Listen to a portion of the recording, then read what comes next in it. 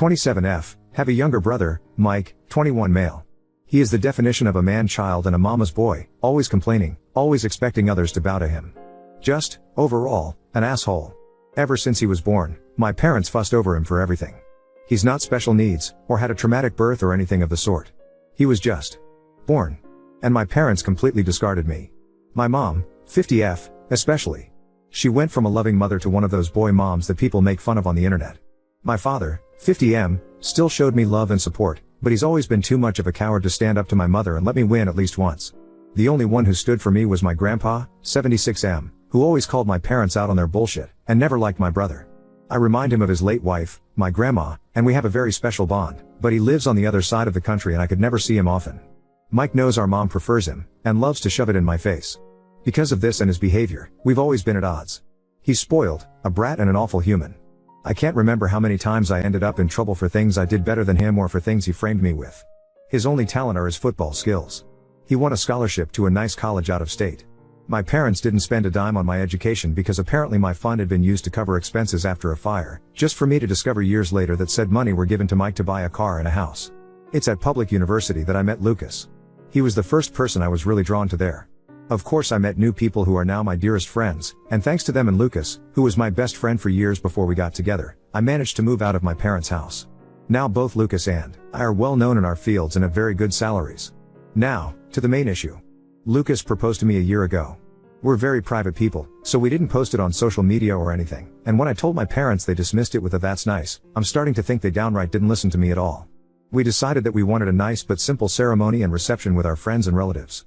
Lucas convinced me to invite my parents and brother, but they never responded to the invite. And whenever I went to visit and began to talk about my wedding, without mentioning it was a wedding, my mom would always speak over me and about my brother's accomplishments and wild adventures. At one point I got fed up with it, and interrupted my mom to tell her that there was an event I was planning to organize, whose date was unmovable. She told me that they couldn't attend, because my brother was playing the last game of the season that very same day, and wanted them to be there. Of course, this favoritism didn't surprise me. They missed my ballets, shows and both my high school and university graduation for things about him. At this point, I wanted to be petty. I told both my parents that it wasn't a problem to miss this event, purposely omitted the fact that this event was my wedding, and didn't insist further. Flash forward to a few weeks ago, I got married. It was perfect. My family, Lucas' family and our friends were all there, and we had a blast. My grandpa was happy to give me away, and it was just perfect. My relatives asked me multiple times why my parents weren't there with us. I was honest and simply said they had my brother's game to attend, and couldn't come. They gave me a few looks, and my grandpa was visibly angry for a while, but otherwise nothing strange happened. After the reception, Lucas and I left for our honeymoon, and were phone-free for the whole duration of the trip. But once we got back, we discovered that a shitstorm was welcoming us home. I turned my phone on, and was unable to even unlock it before a storm of notifications popped up. Most of them were from my mother and brother. Mike called me all sorts of nasty names and insulted me because, apparently, one of my paternal aunts posted the photos of the wedding on Facebook, and captioned it with a very obvious dig at my parents, especially my mom, for missing the wedding. The post apparently went viral in my parents' community, and they've been publicly shamed for their mistreatment of me. It also turns out that my grandpa personally visited my parents to go on a tirade to shame my father, his son, to the point of tears. And this seemed to be my father's breaking point, because he was so distraught for missing his only daughter's wedding and for his father's disapproval, that he finally rebelled against my mom and is threatening divorce unless she makes it up to me. I think that's the reason why my mom has been spamming my phone with messages, at first insulting and threatening and then downright pitiful, full of begging and pity parties. Now I'm at home with my husband, deciding how to approach the situation. Most of my relatives, even those I didn't invite to the wedding, reached out to apologize for what I went through and to claim they had no idea this was happening at home. Can't blame any of my relatives, they all live with my grandpa on the other side of the country or in another state, but my mom's sisters and friends are belittling me for not telling my mom about the wedding, because now she's inconsolable at the thought of having missed my wedding.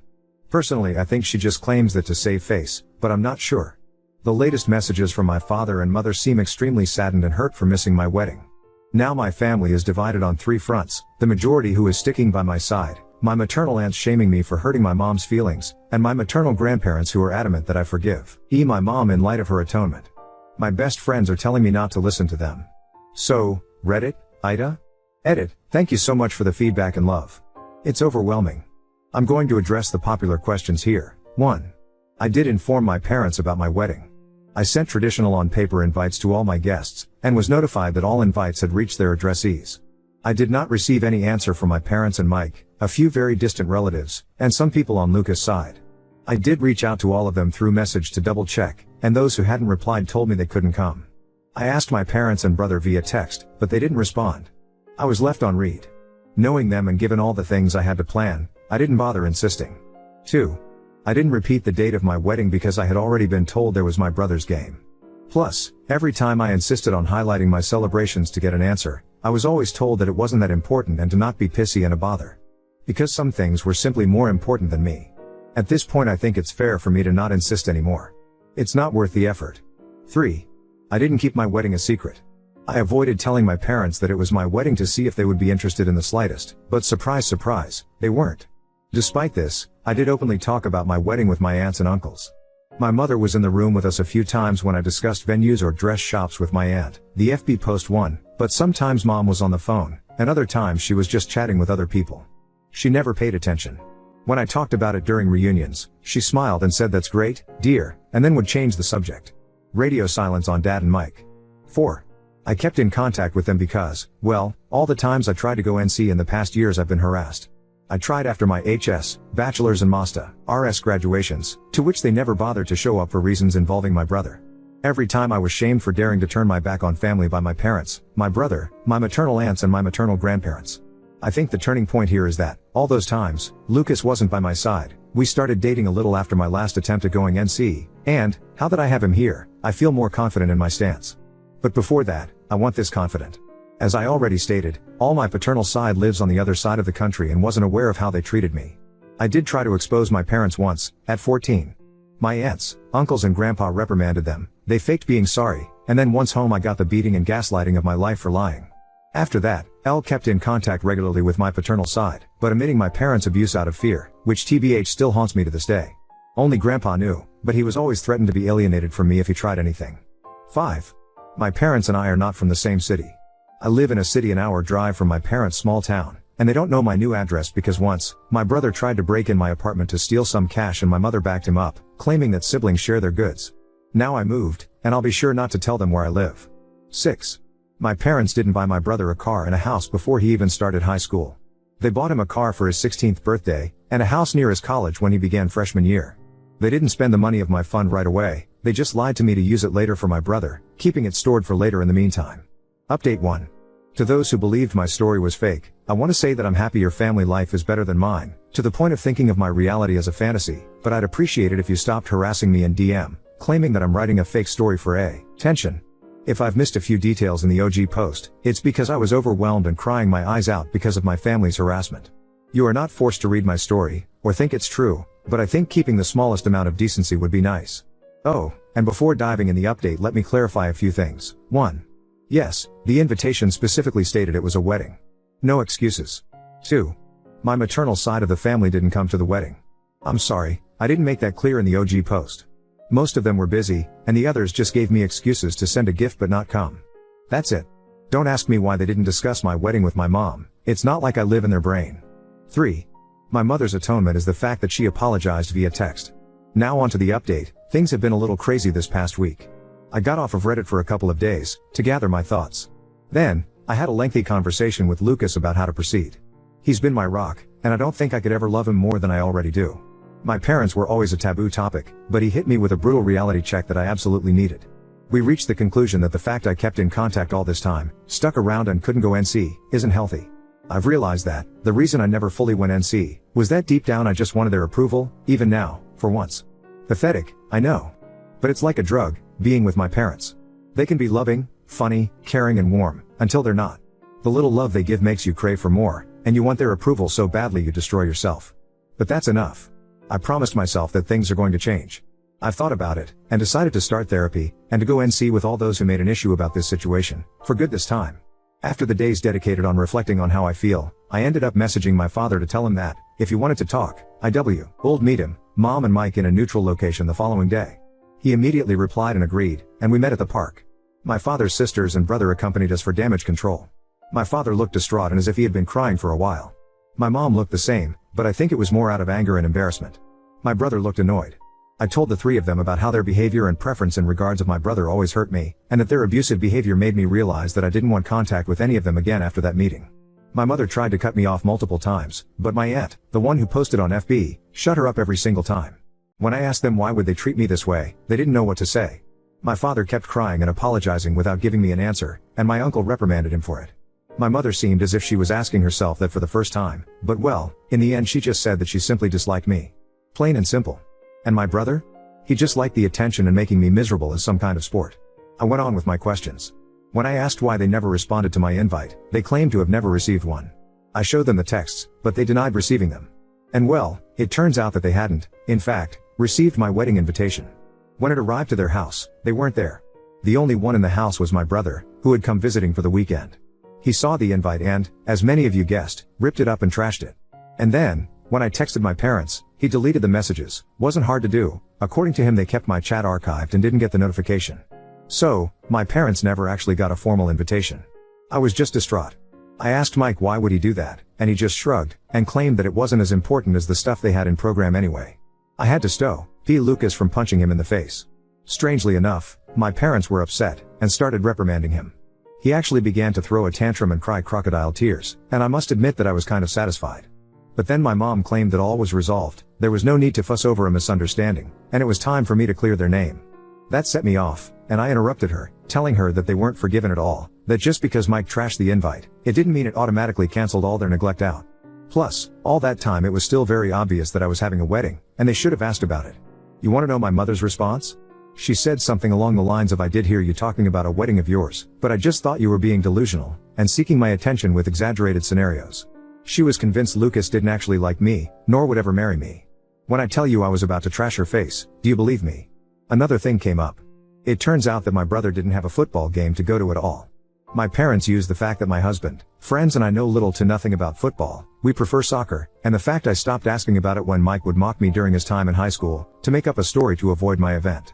At the time I wrote the OG post, I couldn't confirm or deny the presence of a game because my brother has private social media and Lucas and I are blocked, and I foolishly trusted my parents' word. But no. You want to know where they went with that man-child?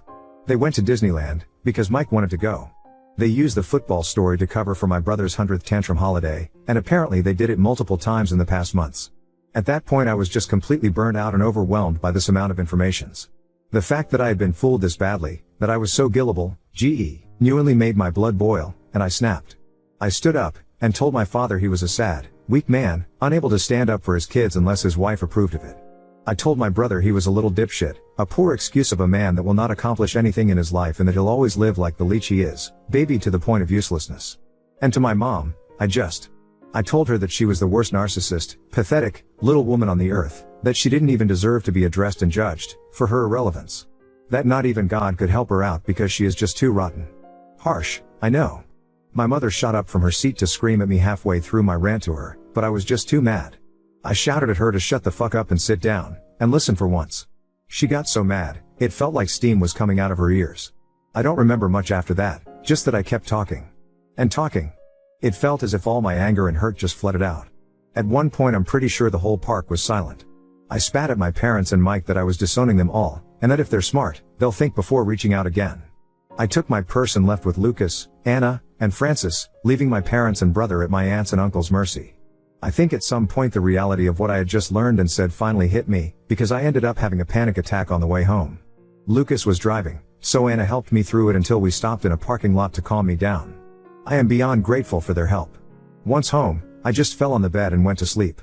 I really wanted to go with you guys' advice, and post the whole thread on FB, but given my work and career I couldn't expose myself like that. One thing is sharing my story from an anonymous throwaway on Reddit, the other is on FB, with my name and face plastered everywhere.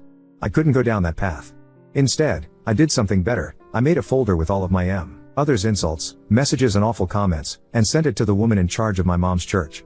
It's a tight-knit community my mom worked her ass off to enter in, but that is also extremely judgmental, and being shunned by them is a death sentence. And well, that's exactly what happened. Just like clockwork, the scandal spread like wildfire, going out of the church and reaching the rest of the small town. You can imagine what this means for my mother and father. Because of my little spill, I did find other messages from my maternal side of the family, belittling me even more for upsetting their sister or daughter and insulting her. I just didn't care anymore at that point, so I followed you guys' advice, and told them that from now on, they will no longer be part of my life, and that they can talk shit all they want, I just won't care. Instead, They should be grateful I don't send their nasty texts to their employers and spouses. I blocked every single one of them, grandparents included, on everything. I did find a lengthy message from my father. He apologized for not being strong enough to face my mother, agreed that what I said was true, and couldn't believe that he had lost so much of my life because of her. He told me he is going to divorce her no matter what my decision will be, because he is tired of being controlled. He would like a relationship with me to make up for all the years that passed.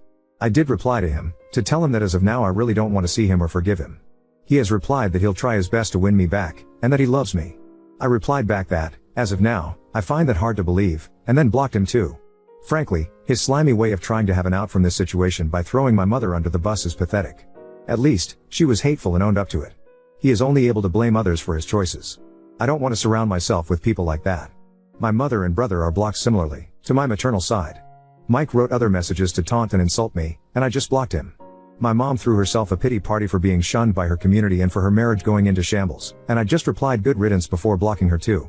As for my grandpa, he has decided to stay with us for a while, to stick by my side. He really is the best, and has read some of your comments. He isn't going to admit that he's flattered by them. Since then a few days have passed, and all has been quiet. Lucas is spoiling me rotten, and I'm starting therapy soon. Now on to second story. Discovered my boyfriend's female friend texts him heart emojis. He denies anything's happening, but I can't ignore the red flags anymore. I, 29F, have been with my BF, 30 male, for 3 years, and we share an apartment. He has a female friend Nell, 34F, and they were friends for years before I came along. I had no issue with their closeness. I have male friends and knew I'd be a hypocrite to leap to judgments, but at this point I feel I'm justified in thinking the way I do about her. The first time I met her, it was extremely obvious Nell didn't like me. She came into the bar all excited to see my BF, before noticing me. Her entire demeanor changed. She shook my hand and dug her nails into my skin, before ignoring me the rest of the night. She even seemed upset at one point that I took the seat beside my BF, and quietly left halfway through the evening without saying goodbye. So it's safe to say my first impression of her wasn't good, but I tried to reason with myself that not everyone gets along, and I don't need to be friends with my BF's friends. However, as time passed it became really clear Nell's attitude towards me wasn't improving. She had a way of openly mocking me in front of groups of people, making side comments or loudly joking about my voice or appearance. My BF would stand there and say nothing, and after the fact when I asked him about it, he'd say he hadn't noticed. She'd also make a show of hugging him hello and goodbye and not me. She would mix that kind of stuff in with smiles and basic politeness, so it was tough to articulate exactly what she'd done. I felt very much like I was back in high school. From that point on, I basically decided I didn't need to have someone like that in my life, so just stopped going to things she was at. I haven't seen her in about a year. My BF still sees her regularly and they text often. I'm now at the stage where I fully believe they've either dated in the past, or have something going on now. I've tried gently bringing this up, but he denies they ever dated and makes me feel like I'm being jealous and bitter by asking. I end up suppressing those feelings, before something brings them up again. I've reached the end of my tether with it. The final straw for me came the other day, when my BF left his phone open and I saw a text exchange between the two. Nell had sent him a heart emoji, and my BF had written something about how he was thinking of her. I know I should have said something then and there, but I felt numb and decided to go to bed. I'm trying to work out how to handle this. Is it possible nothing's going on here? It's something I've tried arguing in my head, but then something else pops up that makes me doubt it. Maybe friends do just send hearts, and I'm making this up because I don't care for Nell? I don't want that to be the case. I'm basically at a point where I feel he either has to tell me the truth and restrict contact with Nell, or else I don't feel like I can maintain the relationship. I feel constantly disrespected, and I want something to change but don't know how to go about it. Any advice would be so welcomed. Update 1. A few days ago, after a lot of tearful soul searching, I decided the best thing for me would be to walk away from the relationship. I sat my BF down and talked to him about it. I explained that I always felt like the third wheel in my own relationship, and that for my own happiness, I didn't want to be in a relationship that made me feel that way anymore. I gave examples to him that I did in my original post, such as his lack of boundaries with Nell, and his disinterest in standing up for me whenever she mocked me. I also said my trust in him had been eroded to the point where I felt unsure of what I really was to him. I told him I still cared about him and wanted him to be happy, but that I wanted to be happy too. My BF sat silently for a while, before asking, "So, you're jealous of Nell?" I felt like he'd barely processed anything I'd just said, and when I tried clarifying, he got defensive and told me he was allowed female friends.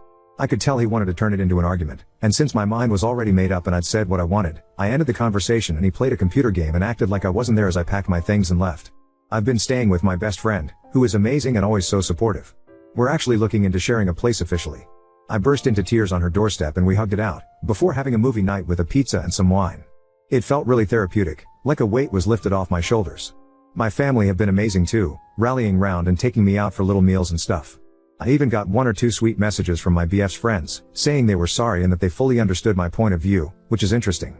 I imagined that would be the end of it, but the next morning I woke up to messages from a number I didn't know. It was Nell. I honestly didn't think she'd contact me, so to see walls and walls of text in my inbox was a shock. Let me run down some of the things she said. She repeatedly insisted that she never bullied me, and said she had no idea where that came from. She said I'd always seemed cold towards her, so tried to make little jokes to break the ice. Openly mocking someone is an interesting method, but I digress. Lastly, she told me I was making things up by suggesting she ever had a thing with my ex. They were just friends. She finished with a passive-aggressive apology that I'd ruined my own relationship by being jealous and listening to voices in my head. I didn't respond to her venom or try to get the last word. I know she wanted to repeat her tried and true method of hitting out at me and enjoying my reaction, so I didn't give her one. I've been focusing on other things to start building my self-esteem and happiness back. My ex has not tried to contact me since I left and I'm glad. Frankly, I think him and Nell are perfect for each other. I'm well and truly done with this, and I'm so excited for new things in my life. My friend and I are making arrangements to officially have a place together, and I actually got promoted at work today. I feel like it was a little hug from the universe. In all, things are looking bright.